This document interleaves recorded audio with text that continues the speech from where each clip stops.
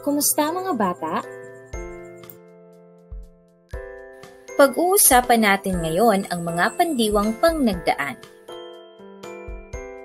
Tinatawag din itong pandiwang naganap o perpektibo. Isa sa mga aspekto ng pandiwa ay ang pandiwang pangnagdaan. Ito ay ang mga salitang kilos na tapos nang nangyari. Alamin natin ngayon kung ano ang anyo ng mga salitang kilos sa panahong pangnagdaan. Pero bago yan, tatalakayin muna natin ang salitang ugat at panlapi na siyang makakatulong sa atin sa ating aralin. Ang salitang ugat ay ang pinagmumulan ng salita. Ito ay mga salitang dinaragdagan ng mga tunog o titik upang makabuo ng bagong salita. Halimbawa, ang babae ay naglalakad.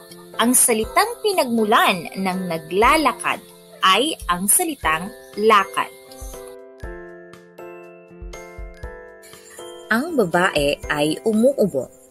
Ang salitang pinagmulan ng umuubo ay ang salitang ubo.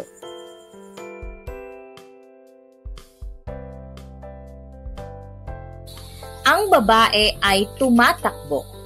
Ang salitang pinagmulan ng salitang kilos na tumatakbo ay takbo.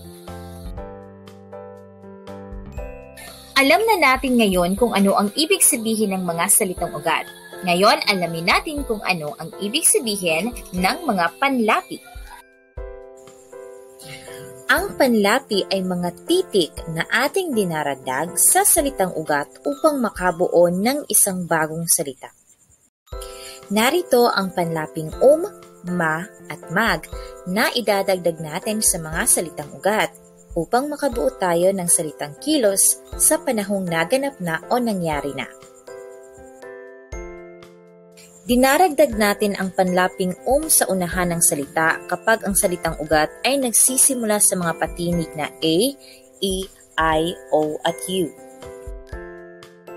Mga halimbawa, inom, uminom. Iyak, umiyak, upo, umupo. Iba pang halimbawa ng pandiwang naganap na ginagamitan ng panlaping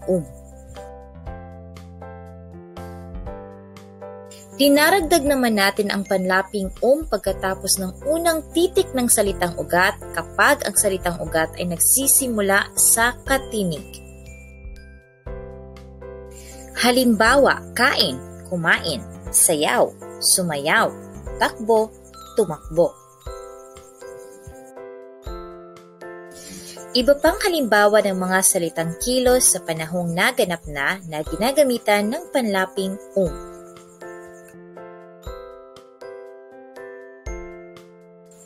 Ang panlaping ma naman ay nagiging panlaping na kapag ginagamit ito sa panahong pangnagdaan o naganap na. Mga halimbawa, tulog, natulog, dapa, nadapa, hulog, nahulog. Iba pang halimbawa ng mga pandiwang naganap na ginagamitan ng panlaping ma.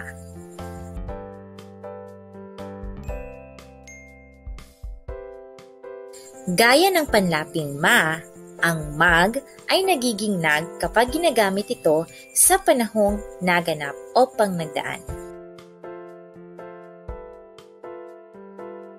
Halimbawa, laba, naglaba, hugas, naghugas, balik, nagbalik. Iba pang halimbawa ng mga salitang kilos sa panahong naganap na ginagamitan ng panlaping mag.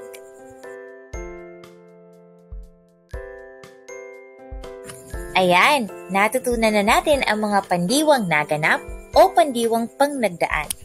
Sa susunod, matututunan natin ang mga pandiwa sa panahong nagaganap. Hanggang sa muli. Paalam mga bata!